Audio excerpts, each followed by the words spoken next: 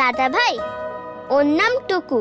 ওকে আমি বাংলা বর্ণমালা শিখিয়েছি। মাত্র ১৫ বছর বয়সে বিয়ে। শিশুশিল্পী সিমরিন লুবাবার এই সিদ্ধান্ত ঘিরে সোশ্যাল মিডিয়ায় শুরু হয়েছে তুমুল আলোচনা। প্রশ্ন উঠছে, এটা কি ব্যক্তিগত সিদ্ধান্ত নাকি সামাজিক বার্তা?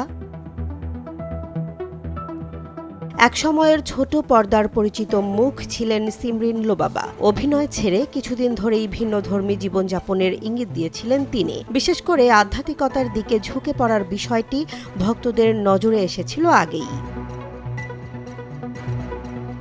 সম্প্রতি নিজের সামাজিক যোগাযোগ মাধ্যমে একটি ছবি শেয়ার করে বিয়ের খবর জানান লুবাবা। ক্যাপশনে তিনি লেখেন, আলহামদুলিল্লাহ, দুটি আত্মা এক কিবলা, দুনিয়া ও আখিরাতের জন্য।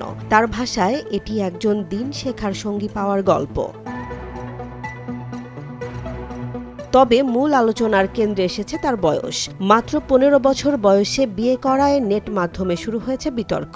কেউ এটিকে ব্যক্তিগত স্বাধীনতা হিসেবে দেখছেন, আবার কেউ প্রশ্ন তুলছেন আইন, সামাজিক বাস্তবতা এবং ভবিষ্যৎ প্রভাব নিয়ে।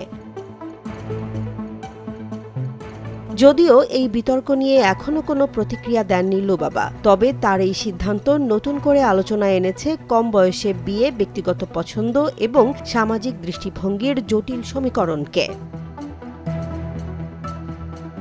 জেসমিন জাহান, নিউজ ডেস্ক, জনবাণী।